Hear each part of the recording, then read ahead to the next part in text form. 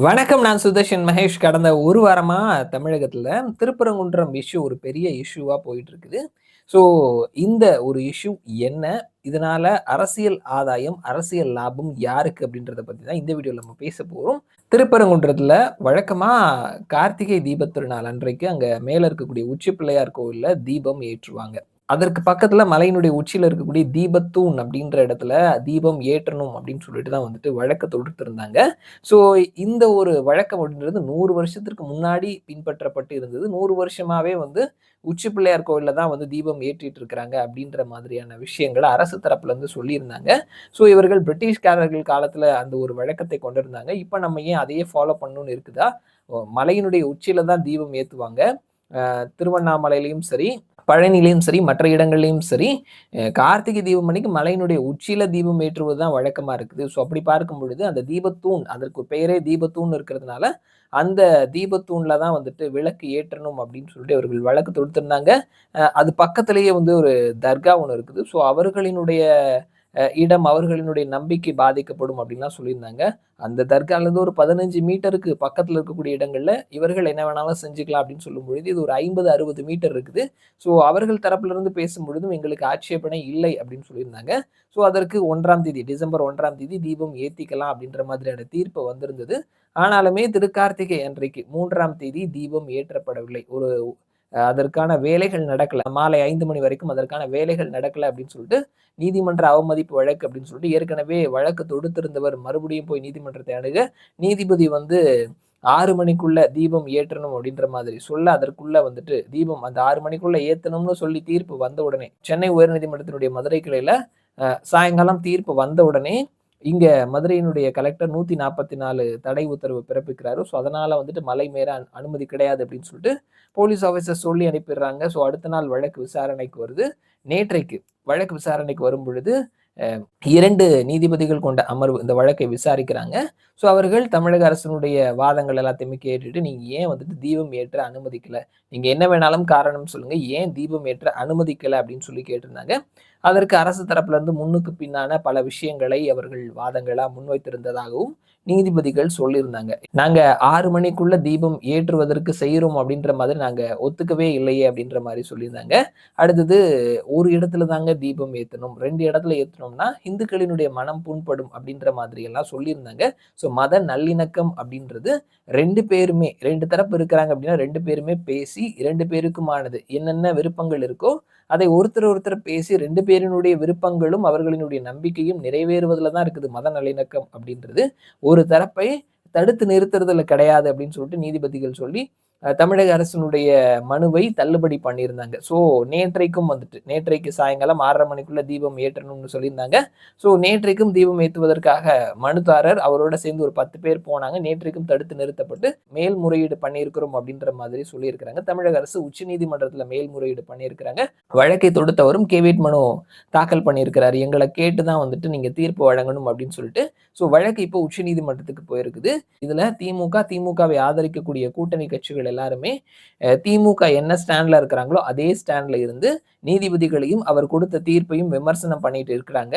So இந்த நேரத்துல ஆப்போசிட்ல பெருசா எந்த கட்சிகளும் வாய்ஸ் கொடுக்கல. பிஜேபி இதை ஆரம்பத்துல இருந்தே அவர்கள் களத்துல இறங்கி வேலை செய்துட்டு இருக்கிறாங்க அப்படின்றத பார்த்துட்டு இருக்கிறோம். முந்தானத்து மாநில இளைஞரணி தலைவர் எஸ்.ஜி. சூர்யா அவர் களத்துல இறங்கி அவர் கைதானாரு. நேற்றைக்கு பாஜகவினுடைய மாநில தலைவர் நயினார் நாகேந்திரன் அண்ட் ஹெச் ராஜா இவர்களும் வந்து களத்துல இறங்கி கைதானார்கள். ஸோ நேற்றைக்கு தான் வந்து அதிமுக தரப்புல இருந்து உயர்நீதிமன்றத்தினுடைய தீர்ப்பு வந்தது. நேற்றைக்கு மீண்டும் 2வது முறையா தீர்ப்பு வந்த உடனே அந்த தீர்ப்பை நாங்க வரவேற்கிறோம் அப்படின்னு சொல்லிட்டு அதிமுக தரப்புல இருந்து சொல்லியிருந்தாங்க.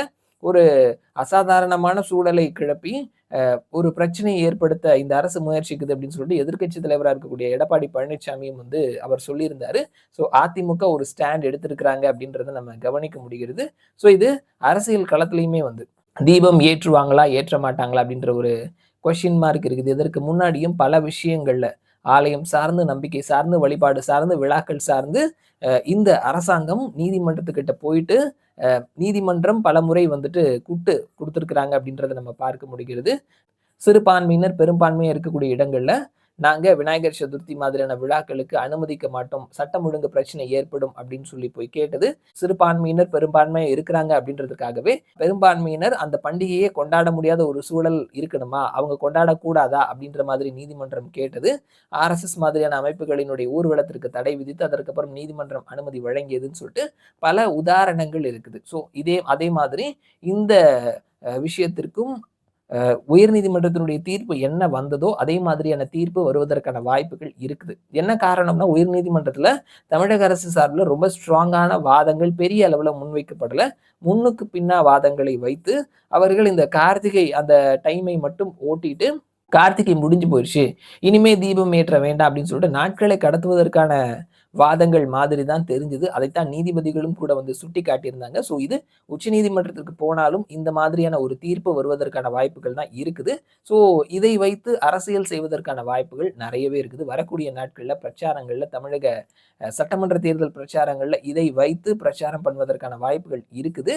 அதே நேரத்துல அதிமுக ஒரு ஸ்டாண்ட் எடுத்துட்டாங்க அப்படின்றதுனால அவர்களும் கூட வந்துட்டு அவர்கள் ஒரு ஸ்டாண்ட் எடுக்கிறதுக்கான வாய்ப்புகள் இருக்குது. அடுத்தது விஜய் வந்து திமுகல இருக்கக்கூடிய சிறுபான்மையினர் பட்டியல் சமூகத்தினருடைய வாக்கையும் பிரிப்பதற்கான வாய்ப்புகள் இருக்குது அப்படின்றதுனால விஜய் இதுவரைக்கும் இந்த ஒரு விஷயத்துல சைலண்டாவே இருக்கிறாரு. ஸோ அவர் எப்படியுமே வந்துட்டு திமுக எடுக்கக்கூடிய ஸ்டாண்டை எடுப்பதற்கான வாய்ப்புகள் தான் நிறையவே இருக்குது. ஸோ திமுக சிறுபான்மையினரினுடைய வாக்கு நம்மை விட்டு போகக்கூடாது அப்படின்றதுல உறுதியா இருக்கிறாங்க. அதுதான் அவர்களினுடைய இந்த நிலைப்பாட்டையும் காட்டுது. ஏன்னா அப்போசிட் சைட்ல மற்ற மாற்று சமூகமா இருக்கக்கூடிய இஸ்லாமிய சமூகம் அவர்கள் தரப்புல இருந்து கூட வந்துட்டு இந்த ஒரு வழக்குல ஆட்சேபனை இல்லை அப்படின்ற மாதிரி தான் சொல்லியிருந்தாங்க. அப்படி இருக்கும் பொழுது ஏன் இதை தடுக்கிறாங்க அப்படின்ற ஒரு கேள்விகளையும் கூட நீதிமன்றமும் சரி, அதே நேரத்துல மனு தாக்கல் பண்ணியிருந்தவங்களும் கூட வந்து கேட்டிருந்தாங்க.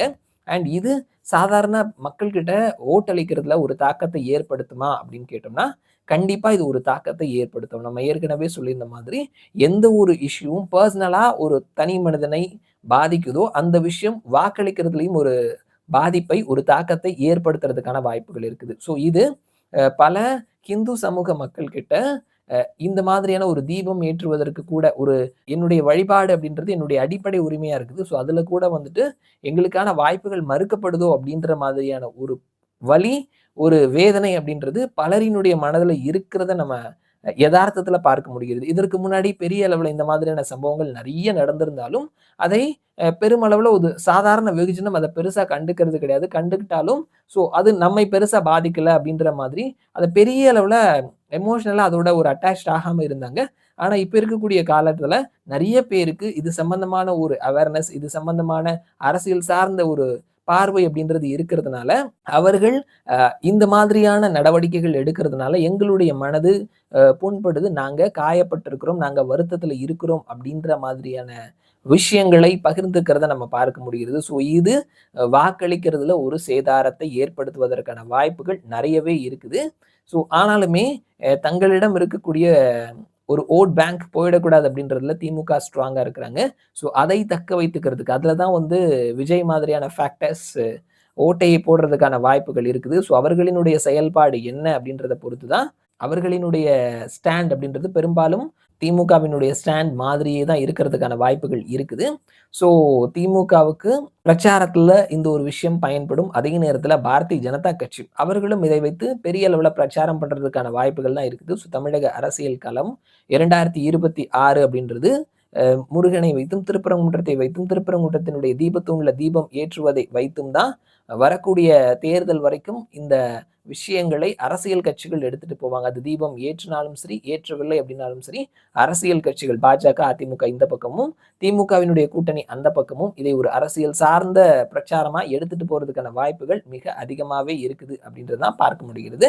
சாதாரண ஒரு பொதுமக்கள் கிட்ட இந்த ஒரு விஷயம் ஒரு தாக்கத்தை ஏற்படுத்தி இருக்குது. இது வாக்களிக்கிறதுல ஒரு சின்ன ஃபேக்டரா செயல்படுவதற்கான வாய்ப்புகள் இருக்குது அப்படின்றதான் வந்து நம்மால பார்க்க முடிகிறது. பார்க்கலாம் என்ன நடக்குது அப்படின்னு சொல்லிட்டு மறுபடியும் நான் உங்களை இன்னொரு வீடியோல சந்திக்கிறேன். அது வரைக்கும் நன்றி.